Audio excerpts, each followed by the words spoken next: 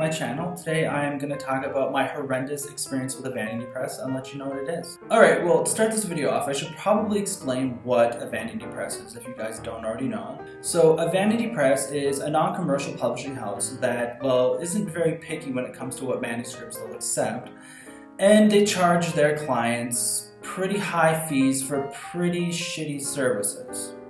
Alright, so just a personal disclaimer from my experience. If you're a writer who started a manuscript and finished it, you should be incredibly proud. There are so many people who constantly talk about starting a book and never do. There are people who start them and never finish them. For me, I was really proud because I think that finishing a book is quite an accomplishment, and again, you should be proud. But unfortunately, when it comes to this profession, it's only the beginning of the publishing journey. Personally, I made a few mistakes after I finished my manuscript, but I'll get into those in another video. I'm just going to talk about my experience with the vanity press called Bookfuel. So up to this point, before I had discovered Bookfuel, I had done a little bit of research into traditional publishing. I queried a few agents, and as usual, like most people experience, I got quite a few rejection letters. I had also done a little bit of research into self-publishing. I looked at editing prices, and I was a little floored because they felt expensive and a little unattainable for my budget at the time. So I guess this is probably why when I discovered Bookfuel, it was kind of appealing because the company let me make payments, and I thought that was the answer to my problem. Sadly, at this point, I had no idea what a vanity publisher was. I was just excited at the prospect of my dream coming true. I was going to be a published author. I was really excited. But of course, looking back on it, it was a huge, huge mistake. When I looked into Bookfuel, I saw that they offered two packages for sale. One was a publishing package and the other was for marketing. I purchased the publishing package. This included two things. One was a book cover and the other was 3 rounds of editing. Alright, so at this point, I'm going to refer to some notes that I wrote in a review of Bookfuel. So if I look away from the camera, I'm just referring to my notes. Please don't mind me. Just as a note, I'd like to acknowledge up front that even traditionally published books with the best editing sometimes have typos in them because, well, human error happens. But my experience with Bookfuel went beyond shit show. It was terrible, so please bear with me.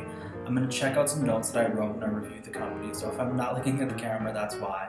But yeah, it was bad. Once I got the notes back, I noticed that there were still typos in the book, and I thought to myself, it's not really a big deal, we can work through this, I still have 2 rounds of editing left, So I went through the entire book and I wrote down these mistakes that were left and the corrections, because they asked me questions in like the sidebar, the notes, everything, so I went through that painstakingly, meticulously, and I got the work done.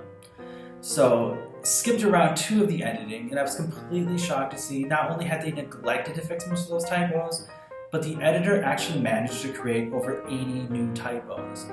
And the way that I could prove this is that when I wrote the book, I was pretty meticulous with it, and I saved each draft as its own thing. So each chapter was its own file and was dated, draft 1, draft 2, etc. So I was able to go back and look at these drafts, especially the final draft, and see that these mistakes were not mine. At this point, I was pretty irritated and I contacted my advisor.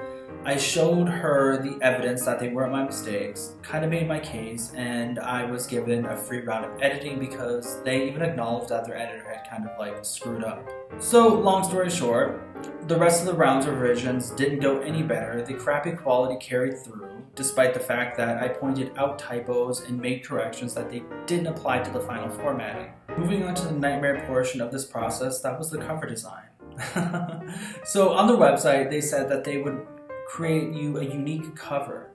Little did I know, this only included 1 stock footage image, and I didn't realize this until after I designed a cover that had about 3 or 4, and they told me that they were going to charge me, I think it was $150 to $200 extra for more images, which now that I've actually gotten into graphic design and subscribed to Shutterstock, that's a complete ripoff.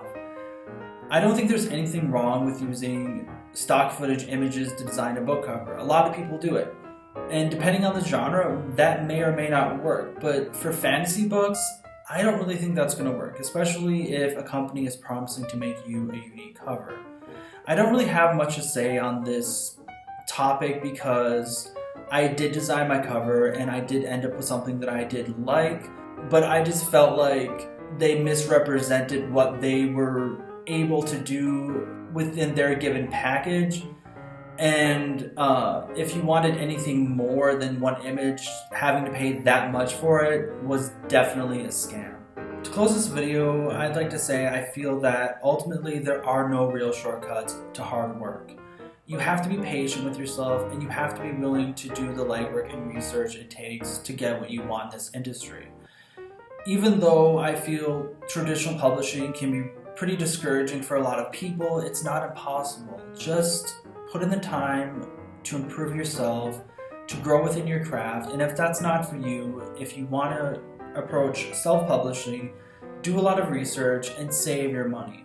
Because ultimately, even though a vanity publisher may be tempting for some people, because like Bookfuel, they let me make payments, I feel that the money that I spread out, which was over $2,000, was ultimately a complete waste because the quality of the services I got were definitely not worth it. The editing was crap, and the book cover ultimately was completely overpriced. Thank you so much for listening to my story and checking out my video. I'm just getting my channel started, but I hope that this video can help somebody out there that doesn't know what a vanity press is. If you've had your own experience with a vanity press, please share it in the comments below. If you've enjoyed this video, please subscribe to my channel and hit that bell and give this video a thumbs up. Thank you so much, and until next week, bye.